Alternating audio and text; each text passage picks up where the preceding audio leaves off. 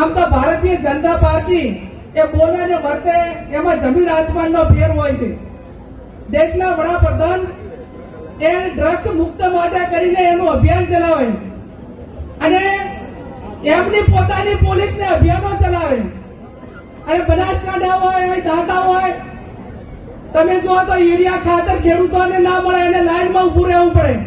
પણ જો તમારે દારૂ જોવે ડ્રગ્સ જોવે કે કોઈ પણ કેફી પદાર્થો જોવે તો એની હોમ ડિલિવરી ફોન કરો ને તો તમને સ્થળ ઉપર આપવા માટે કરીને આવે. આ બધી જ પોલીસને ખબર છે પણ છતાં એ હપ્તા લઈને હપ્તા એ માત્ર ગાંધીનગર સુધી ને પણ દિલ્હી સુધી હપ્તા પહોંચે છે અને એના કારણે આપણા યુવાનો બરબાદ થાય છે, આપણી બેન દીકરીઓ વિધવા પડે છે અને એની ઝુંબેશ આવનાર સમયની અંદર ઉપાડવી પડે. તો અમે બધા સાથે મળીને કાંતિભાઈ બધા જેટલી બોર્ડરો છે એ બોર્ડરો ઉપર ઘેરાવો કરવા હોય ને તો પણ તમે બધા સાથ સહકાર આપશો તો અમારી તૈયારી છે. અને હું તો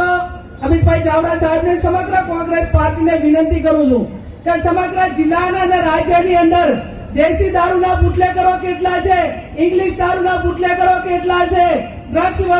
વેચવા વાળા કેટલા છે, આ બધાનું સર્વે કરાવો. કોંગ્રેસ પાર્ટીના કાર્યકરો એની યાદી બનાવે અને યાદી બનાવીને મોબાઈલ નંબર સાથે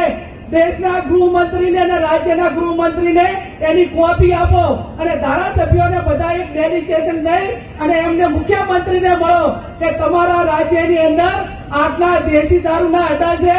આટલા ઇંગ્લિશના અડ્ડા છે, આ તમે બંધ કરાવો અને બંધ નહીં કરાવો તો કોંગ્રેસ પાર્ટી એ જનતા રેડ પાડીને આ યુવાનોને બરબાદી બચાવવા માટેનું કામ કરશે.